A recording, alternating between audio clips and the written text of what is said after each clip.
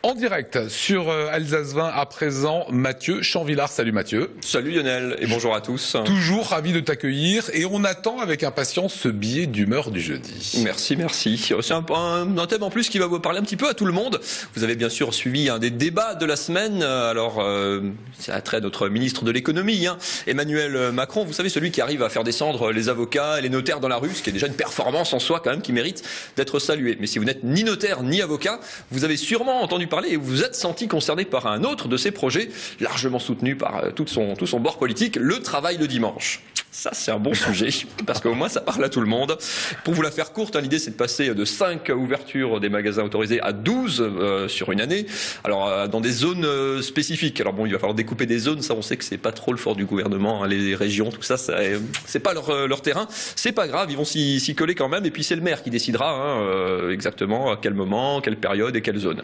Et puis, alors, pour le coup des contreparties, alors là, grosse déception, si vous l'attendiez. Ce n'est pas la loi qui imposera la contrepartie en termes de salaire ou de récupération. Et là, autant vous l'annoncer tout de suite, c'est foutu. Parce que oui, vu le niveau du dialogue social en France, vu le niveau des syndicats, ce qui est un peu notre faute d'ailleurs, parce qu'on n'est pas assez syndiqués, et puis c'est un peu la faute des syndicats aussi, suivez mon regard actuellement, il n'y a pas besoin de chercher très loin. Bref, si on s'en remet au dialogue social pour négocier là-dessus, on est donc foutu. Si vous rêviez du dimanche travaillé avec double paye et journée de récupération, oubliez tout de suite, c'est foutu. Mais alors, la question, au-delà des questions techniques, la question ça pourrait quand même être pourquoi travailler le dimanche en fait, fondamentalement. Alors j'ai hésité à faire venir un économiste en plateau qui aurait pu essayer de nous expliquer pourquoi subitement tous les habitants d'un pays allaient dépenser plus d'argent parce que les magasins sont ouverts le dimanche. Moi, pour prendre mon cas très personnel, là j'ai besoin d'acheter une nouvelle télé. J'ai pas trop de problème pour trouver un magasin ouvert qui vende des télés. C'est plutôt l'argent pour l'acheter mon souci. Mais peut-être que je suis pas représentatif de la population. Je ne sais pas. Et puis, alors c'est bien beau de dire que ça va concerner que certains commerces et certains magasins. Enfin, ces magasins, il faudra quand même bien des entreprises qui vont les livrer le matin et puis d'autres qui vont les nettoyer avant l'ouverture ou après la fermeture. Et puis des crèches aussi pour garder les enfants de ces travailleurs du dimanche. Et puis des moyens de transport pour aller bosser aussi. Parce que bon, le bus le dimanche matin, pour l'instant, c'est plutôt un par heure, quoi. Bon, bref, pas très bien compris ça non plus. Et puis, historiquement, qu'est-ce qu'on faisait le dimanche auparavant? Alors pendant des siècles, c'était clair. C'était le jour du Seigneur. On allait à la messe.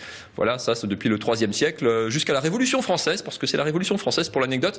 Et puis Napoléon Bonaparte qui ont supprimé ce jour chômé avant son retour au XXe siècle.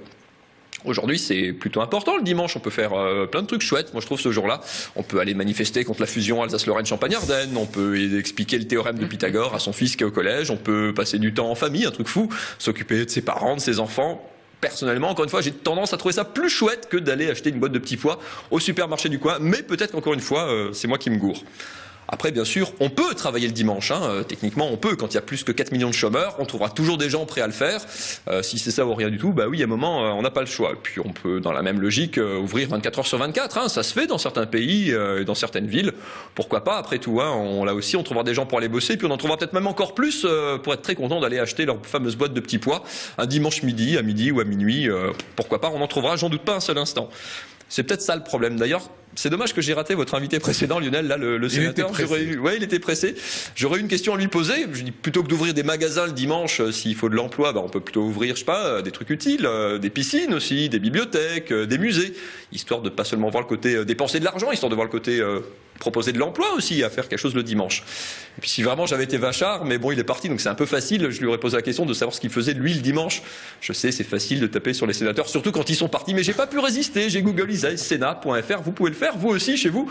L'agenda du Sénat, il s'arrête le jeudi soir. Et puis la case du dimanche, j'ai jamais rien trouvé, mais peut-être que pour eux aussi, ça va bientôt changer. Merci beaucoup Mathieu Chanvillard. Ce billet d'humeur que vous retrouvez sur le site www.alsace20.tv. Donc il vous faut une télé, on a bien compris, mais vous pouvez l'acheter un autre jour que le dimanche. Oui, c'est plutôt les sous, Lionel, si vous pouvez faire quelque chose d'ailleurs. Voilà, en attendant, vous pouvez regarder quand même toutes les émissions, puisque nous sommes également sur tous les téléphones, Android, iPhone et également les iPods.